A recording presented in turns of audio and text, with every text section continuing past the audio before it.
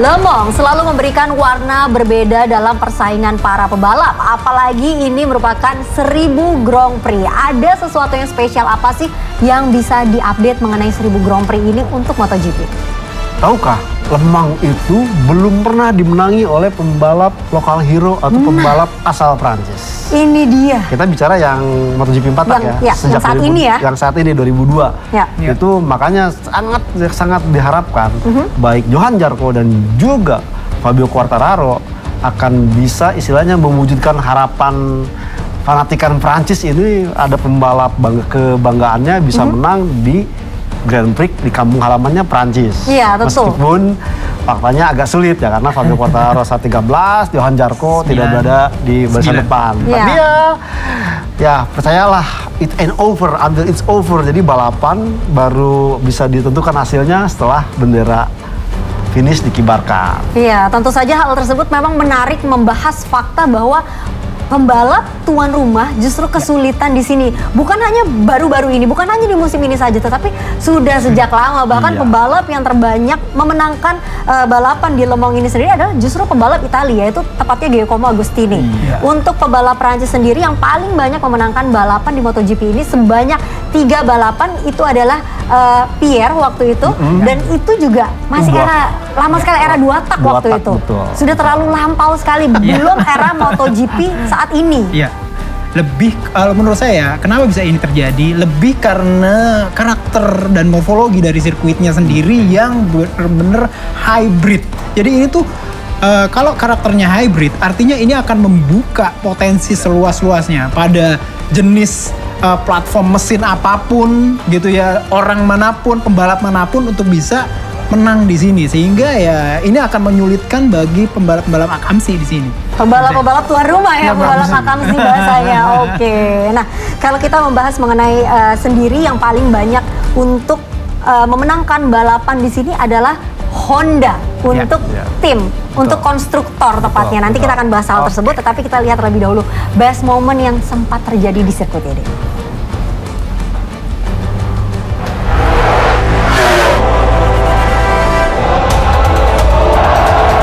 Babak kelima MotoGP 2023 siap sambangi publik Bonaparte.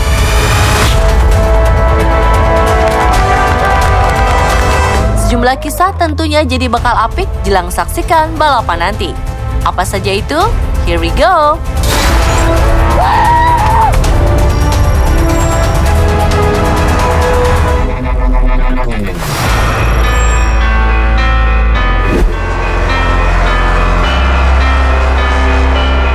Le Mans 2017 jadi momen pahit bagi para fans VR46.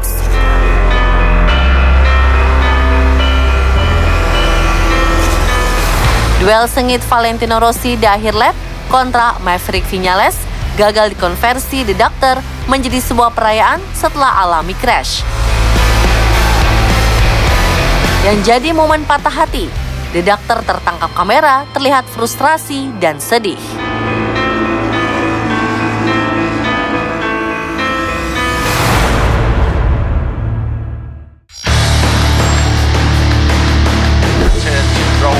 Crash as well.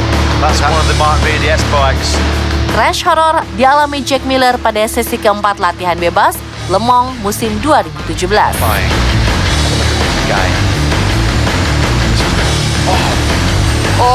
David. Oh my God. Wow. Beruntung The Australian Boy masih dinyatakan fit untuk melanjutkan sesi balapan.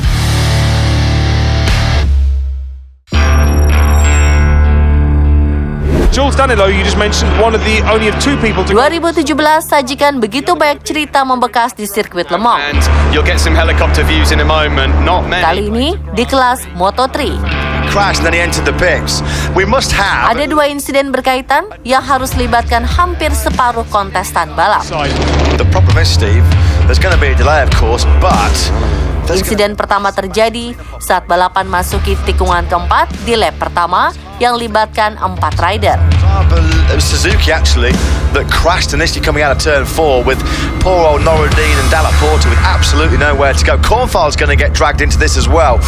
Lorenzo Dalla Porta's going to have a right old whack on his head. Sparks are flying underneath Suzuki's bike there. Look, the engine casing. Mir, I think, is the first. Masuk di lap kedua, tumpahan oli yang tidak diketahui dari insiden pertama akibatkan crash masif yang harus menghentikan jalannya balapan. True. Look at that. You have never ever seen anything. Oh, Buliga got whacked. Deary me. Oh, Antonelli was so lucky. I'll tell you what, Antonelli ducks.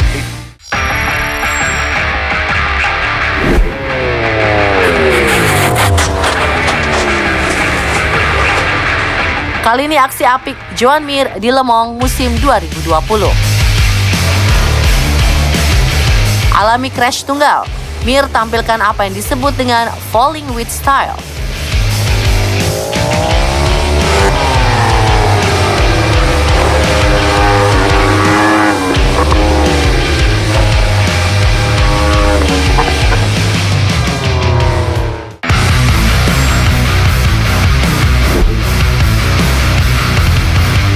Musim 2021 jadi torehan sejarah terbaik bagi Prancis di ajang MotoGP. Untuk kali pertamanya, ada 2 lokal hero yang naik podium di seri kandang. Yes, satelit rider Pramac Ducati, Johan Zarco, sukses jejaki podium kedua, diikuti gacoan muda Monster Energy Yamaha, Fabio Quartararo. Terwakilkan nggak sih Om Joni dan juga Wak Taufik dari cuplikan best moment yang baru saja kita berikan? Kalau versinya Om Joni deh mungkin, best momennya apa sih di sirkuit ini? 2020. 2020? Iya, Danilo Petrucci. Wih, Danilo Petrucci pada saat itu adalah wet race. Betul. Oke. Jadi dan itu kemenangan pertama dia. Padahal dia ya istilahnya ini pembalap yang secara meniti karir itu agak sedikit berbeda dengan pembalap-pembalap lain yang tidak meniti dari Moto3, Moto2 atau di kelas yang paling 125, tapi dia tampil dari super stock. Super stock baru naik ke CRT, dilihat dari potensinya ini melihat bahwa Ducati melihat ini punya potensi dan akhirnya direkrut ke Pramac Racing dan ternyata performanya cukup apik dan ini yang akhirnya menjadi jembatan proses dari pengembangan Ducati dari tim test rider kemudian ke motor yang digunakan di balapan. Nah, Petrucci akhirnya dipercaya masuk tim pabrikan dan akhirnya mencetak kemenangan pertama dan satu-satunya tuh di 2020 ini. Maka menjadi momen yang ya saya rasa ini sangat ya, dan akhirnya kan sekarang dia jadi gantiin Enea Bastian ini. Jadi ini yang membuat ya momen yang sangat cukup tidak bisa dilupakan dan Petrucci menang di Le Mans. Kalau untuk Wak Taufik? Kalau saya sih ngelihatnya memang yang cukup memang teringat adalah tadi tuh apa namanya insiden yang melibatkan banyak pembalap Moto3. Namun itu akan kembali lagi hadir setelah kita melihat tadi balapan di akhir pekan ini, di mana itu terjadinya juga persis di tikungan yang sama, tikungan 4. Karena sifat dari tikungan 4 ini mengerikan sih kalau menurut saya. Hampir sama seperti kayak kejadian waktu Johan Zarco lurus di Austria dulu. Jadi ini tikungannya bener-bener fast gitu ya dan kecil banget sehingga kalau misalkan ini terjadi di awal-awal balapan di mana posisi pembalap itu sangat berdekatan, maka pembalap yang di belakang itu biasanya tidak memiliki banyak waktu untuk bisa menghindar dan kejadiannya bisa seperti ini. Crash yang biasanya diawali oleh kesalahan sendiri satu orang bisa berakibat kejadian karambol yang mengakibatkan banyak banget pembalap yang bisa crash di sini. Tapi memang Le Mans ini sendiri memberikan warna berbeda bagi para pembalap. Salah satunya adalah bagi Pecco Bagnaia yang kemarin ada clash, bukan crash ya, tapi clash dengan Marc Marquez. Sebenarnya kenapa sih? Mungkin boleh dirangkum sedikit nggak sih?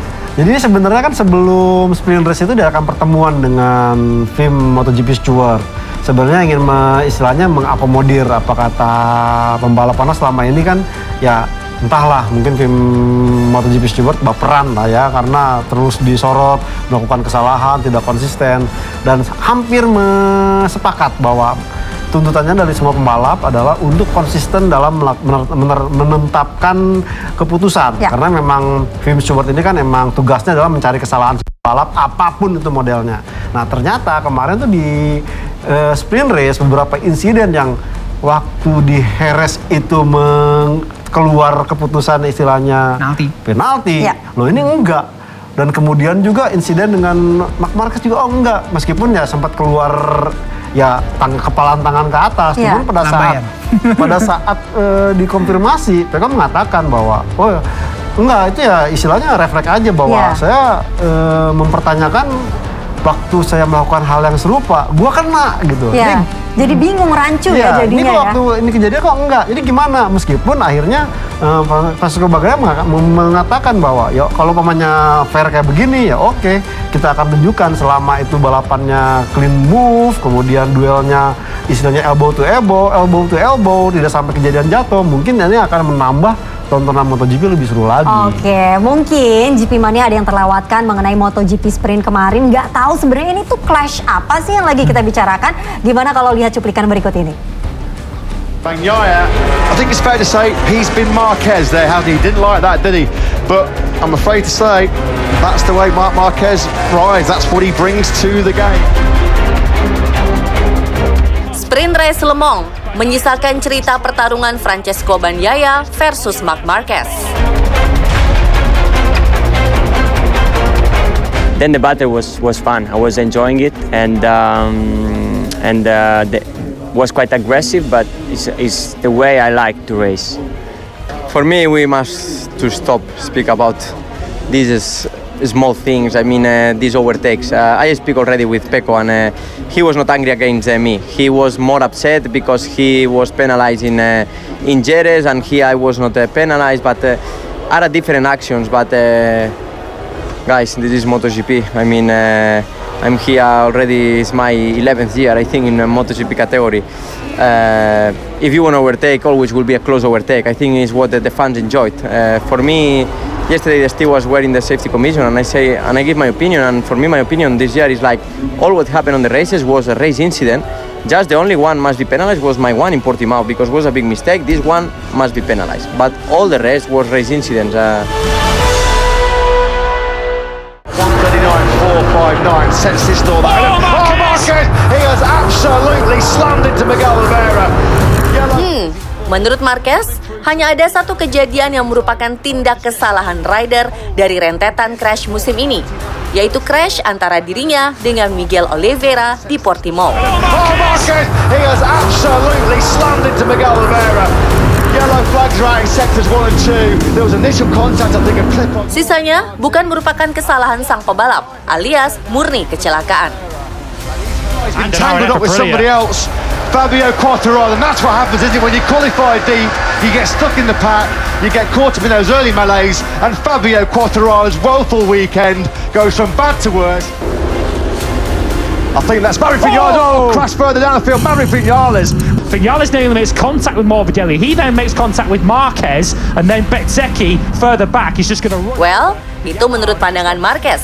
Bagaimana versi opini GP Mania? Yeah, I think it was Morbidelli that tangled initially then with Alex Marquez. Here goes Vinales out of the car park. Jadi sebenarnya dari interview tadi yang kita dengarkan adalah bukan Pecco marah dengan movement yang dilakukan Marc Marquez, tetapi lebih ke melihat ini tuh disiplin dari FIM Stewards itu seperti apa sih? Konsistensi lebih tepatnya. Seperti itu ya? Jadi memang secara umum saya sih cukup sepaham dengan Marc Marquez bilang bahwa pada dasarnya ya ini balapan gitu. Apalagi ini balapan tingkat tinggi artinya ya dengan MotoGP dan banyak banget artinya pembalap tuh harus yang namanya push to the limit sehingga apalagi kalau kita lihat lagi sirkuit Le Mans yang begitu sempit dengan karakternya yang begitu klasik, dikit banget untuk bisa memperoleh posisi untuk overtake. Kayak misalkan apalagi di chicane tikungan 3 gitu. Sehingga apa yang terjadi sih memang saya sepakat baik dengan Marc Marquez dan juga Pecco Bagnaia bahwa ini tuh racing incident biasa sih. Dan sebenarnya kayak gini tuh nggak perlu harus banyak dipertanyakan. Dan yang lebih seru lagi kedua-duanya saat ini berada di front row. Tepatnya Pecco Bagnaia pole position, Marc Marquez dengan sasis barunya berada di urutan kedua atau tepatnya di front row sambil sama-sama saat ini kita lihat Wat Taufik dan juga Om Joni ini adalah starting grid row 1 dan row 2. Ada Luca Marini, ada Luca Marini ketiga ya. Dan saya cukup menarik bahwa Marc Marquez akhirnya ingin terus pakai sasis Kalex. Karena pada dasarnya ya ini adalah saat dia untuk bisa gali lebih dalam mengenai sasis ini dan kegunaannya untuk apa gitu. Karena dia nggak ikut kemarin kan tes di Jerez. Ya dia kapok lah. Insiden di Mandalika kan pakai swing arm itu carbon fiber. Dia nggak istilahnya bener-bener nggak dapat feel kalau ban belakangnya itu gripnya nggak ada. Nah tapi dengan aluminium ini dia bisa feel. Makanya kemarin mungkin waduh sampai keras lagi ya. Ini Marquez dia coba semaksimal mungkin. Giliran di balapan kemarin, waduh luar biasa sekali. Apalagi kalau bisa podium tuh. Apalagi kalau hari ini bisa podium ya. Mungkin kemarin tidak terbayarkan, mungkin terbayarkan hari ini. Nanti prediksi masih belum kita buka guys. Dan jangan lupa juga ya, podium race ditutup 30 menit sebelum balapannya dimulai. Udah ditutup sekarang. Nanti kita masih akan bahas nanti kita bakalan bahas lebih jauh lagi mengenai sasis maksud saya dan juga hal-hal lainnya menjelang race. Stay tune with us.